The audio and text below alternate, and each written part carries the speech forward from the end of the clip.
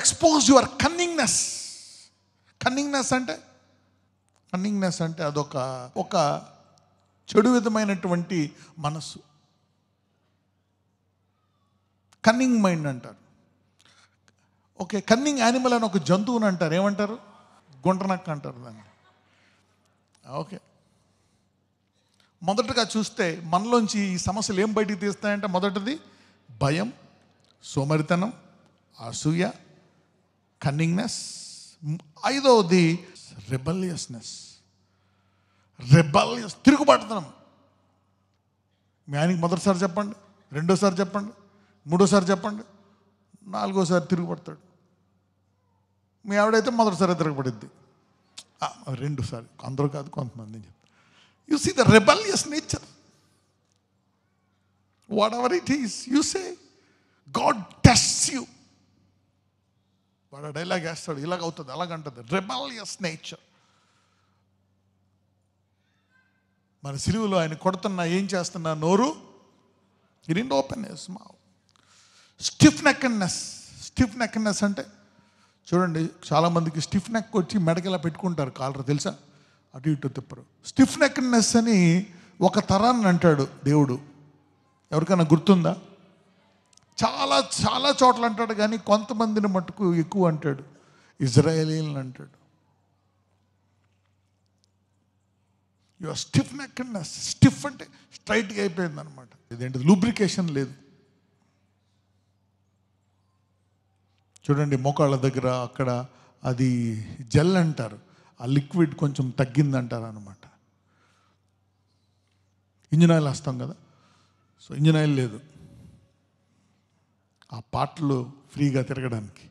Stiff దేవుడు expose చేస్తాడంట. 14 రోజుల్లో తీసుకెళ్ళిపోవచ్చు వాళ్ళని. కావాలని మీరెవరో, మీరేంటి, మీలో ఏమేమి గుణాలు ఉన్నాయని ఒక్కోటి బయటికి తీస్తాడు. ఎంతకాలం పడుతుంది అలాగా ఆయన్ని పరీక్షించడానికి ఆయనకి?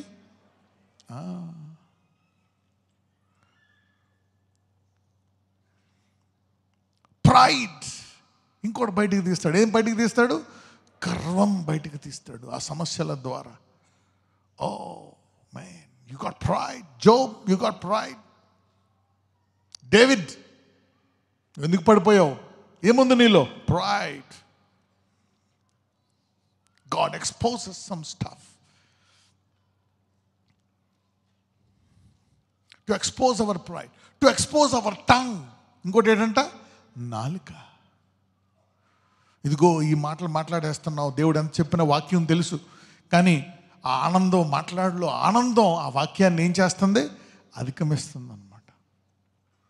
అధిక ఆనందం. సో ఆ మాటల్లో, ఆ ముచ్చటల్లో, ఆ కంప్లైనింగ్లో, వాళ్ళని తిట్టడంలో ఉండే ఆనందం ఈ వాక్యములో ఉండే ఆనందాన్ని ఏమైపోతుంది? అధిగమిస్తుంది. సో దేవుడు జ్ఞాపకం చేస్తాడు, ఇదిగో యువర్ టంగ్. God exposes. నీ పంటను పాడు చేయు పురుగు గద్దించబట్టలేదు. ఎందుకు? ఇస్తున్నందుక, ఇవ్వనందుక? యు నో దట్ నా. వాళ్ళు కొట్టేశారు డబ్బులు, వీళ్ళు ఎలా చేశారు, వాళ్ళు చేశారు, కరెక్టే చేసేశారు. ఎందుకు? అది రావట్లేదు, ఇది రావట్లేదు, ఎందుకు? ఎంతమందికి అర్థమైంది?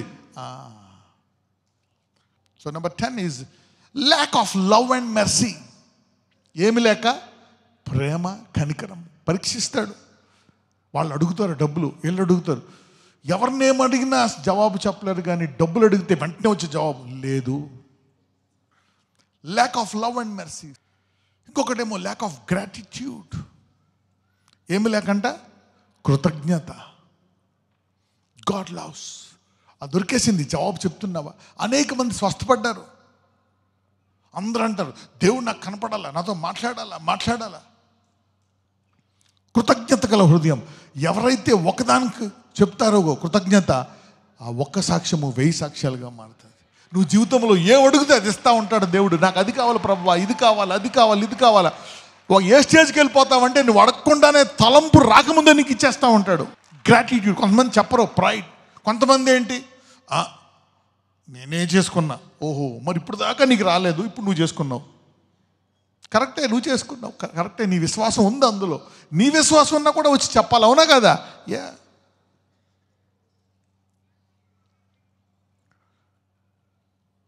యేసుప్రభువు తన అభిషేకంతో కొన్ని చేశాడు. కానీ ఒక స్త్రీ ముట్టుకుంటే ఎవరి విశ్వాసం స్వస్థపరిచిందన్నాడు?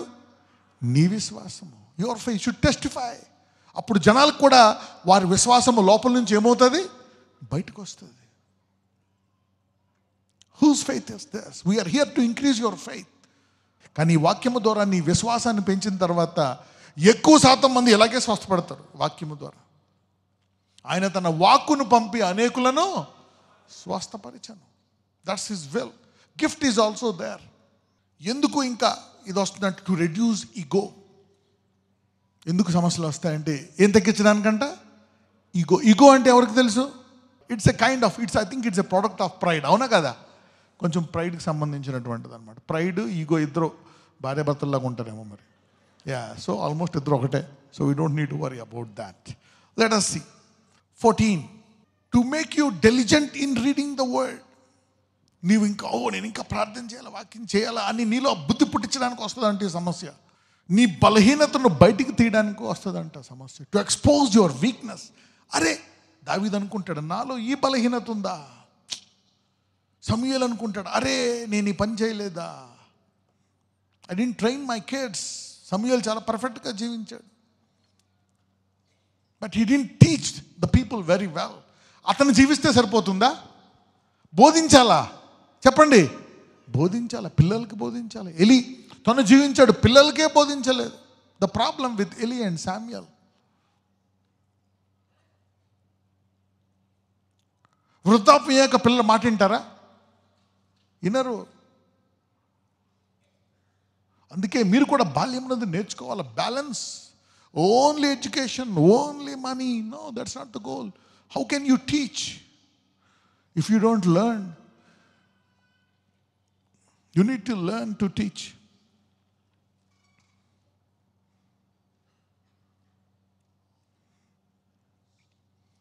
ఎందుకు సమస్యలు వస్తాయంటే ఇంకా నీలో ఇదిగో to let you know the areas you need to develop. ఈ ప్రాంతాల్లో నువ్వు ఎదగాల అని నీకు చెప్పడానికి వస్తాయి సమస్యలు. నేను ఇందులో week, I mean week in this in area. నేను ఇందులో గాడ్ విల్ ఎక్స్పోజ్.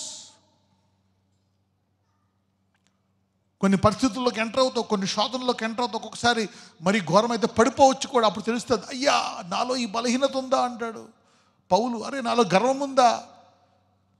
నాలో ఇంత గర్వం ఉందా? దేవుని కంటే నీతిమంతున్నా నేను. ఎంతో హృదయము ఎప్పుడు వచ్చేసింది నాకు ఈ కఠినత్వము?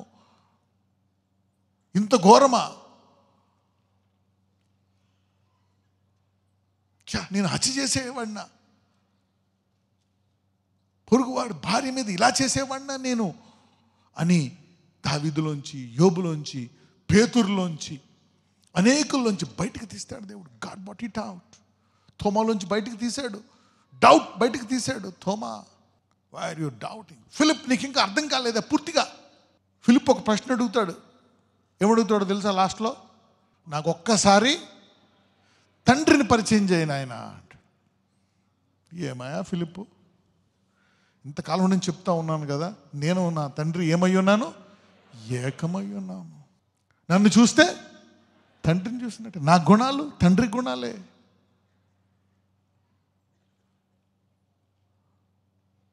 So you don't need to know the Father apart from me.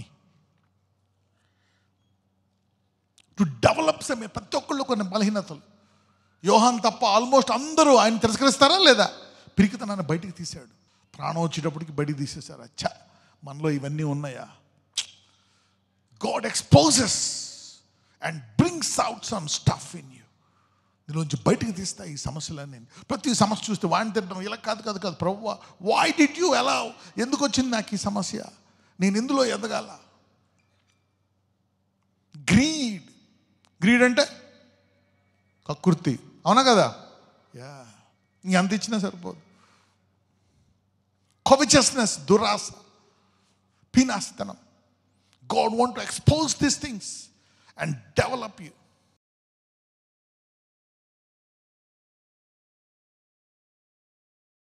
ప్రభువా నన్ను నేను శుద్ధీకరించుకుంటాను నాయన. I want to purify my self.